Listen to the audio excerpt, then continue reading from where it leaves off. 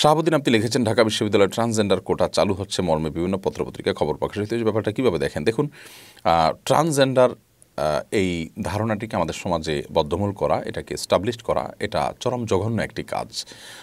ছেলের মধ্যে মেয়েলি ভাব, মেয়ের মধ্যে ছেলের ভাব, মানসিকভাবে শুধুমাত্র, শারীরিক অবকাঠামোগতভাবে কোনো ত্রুটি নেই, শুধু ভাবের সমস্যা কিংবা তার মনের সমস্যা। তো মনের সমস্যা হলে তার মনের ট্রিটমেন্ট হতে পারে, মানসিক রোগ হতে পারে, মানসিক ট্রিটমেন্ট হতে পারে, সেটা নিয়ে গবেষণা হতে পারে, ডক্টরগণ তার ট্রিটমেন্টের কোনো উদ্যোগ গ্রহণ করতে পারেন যদি থাকে। কিন্তু তার মনে হলো সে নারী, তার মনে হলো সে পুরুষ, এই জন্য তাকে পুরুষ হিসাবে ট্রিট করা, নারী হিসাবে ট্রিট করা, এটা মূলত সমকামিতার দুয়ারকে উন্মোচন করা। অর্থাৎ সরাসরি সমকামিতা এদেশে প্রতিষ্ঠা করা যাবে না। সেজন্য একজন ছেলে তিনি মনে করছেন তিনি মেয়ে, তার শরীরে মাথা থেকে পা পর্যন্ত প্রতিটা শরীরের অঙ্গ প্রত্যঙ্গতে তার আর তার নারীর কোনো অবকাঠামো তার শরীরে কোথাও নেই। তিনি ছেলে, কিন্তু তিনি নিজেকে মেয়ে মনে করছেন। এই জাস্ট তার মনে করার কারণে তাকে মেয়ে হিসাবে মর্যাদা দিয়ে তাকে ট্রান্সজেন্ডার কোঠা আপনি নিলেন।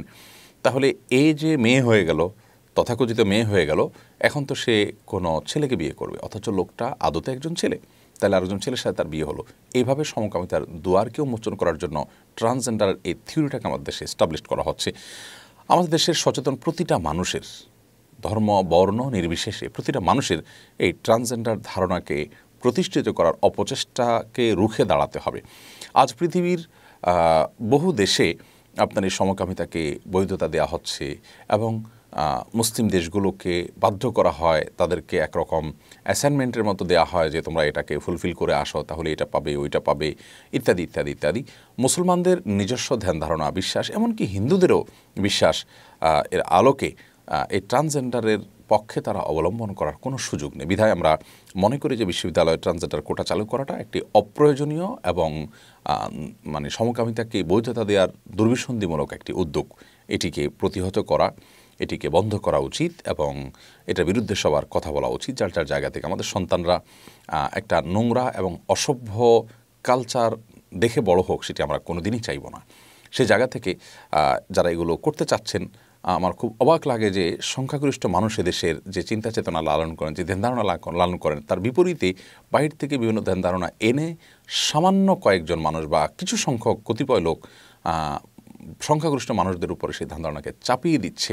আবার তারা নিজেরা মতের স্বাধীনতার কথা বলে, মানুষের স্বাধীনতার কথা বলে, তারা গণতন্ত্রের কথা বলে। এর চেয়ে বড় ভণ্ডামি আর কি হতে পারে?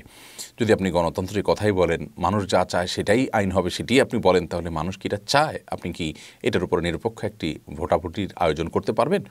তাহলে আপনি এই বিষয়টাকে চাপিয়ে দেওয়ার অধিকার আপনাকে কে দিল? আল্লাহ রাব্বুল আলামিন এই ধরনের ষড়যন্ত্র থেকে এবং ভয়ঙ্কর বিষয় থেকে আমাদেরকে বেঁচে থাকার তৌফিক দান করুন। আমাদের শিক্ষা খাতে যা হচ্ছে সেটা এক কথায় জঘন্য এবং আমাদের পরবর্তী প্রজন্মকে ধ্বংস করার নীল নকশা বাস্তবায়ন করছে কিছু মানুষ, একটি কুচক্রী মহল।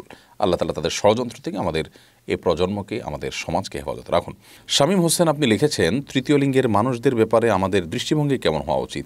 তারা চাঁদাবাজি করে জীবিকা নির্বাহ করে, তাদেরকে এ থেকে ফেরাতে সমাজ ও রাষ্ট্রের করণীয় কী? তৃতীয় লিঙ্গের মানুষ যারা আছেন তাদেরকে ট্রিটমেন্টের মাধ্যমে তারা পুরুষ কিংবা নারী যে কোনো একটির অন্তর্ভুক্ত হবেন, সেই প্রচেষ্টা সামাজিকভাবে, রাষ্ট্রীয়ভাবে নেওয়া উচিত এবং অব্যাহত থাকা উচিত এবং তাদেরকে সমাজের মূলধারা ফিরিয়ে আনতে হবে।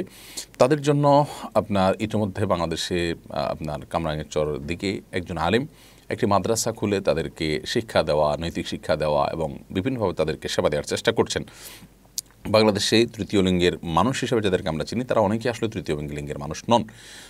পুরুষ হয়তো তার মধ্যে মেয়েলি কোনো ভাব বা স্বভাব আছে, অনেক সময় ইচ্ছাকৃতভাবে তৃতীয় লিঙ্গ সেজে ভিক্ষাবৃত্তি বা বিভিন্নভাবে ছলছাতুরি করে মানুষের কাছ থেকে টাকা পয়সা নেওয়া, এই চেষ্টা করতে দেখা যায়, যেটা আসলে গর্হিত এবং অনুচিত কাজ।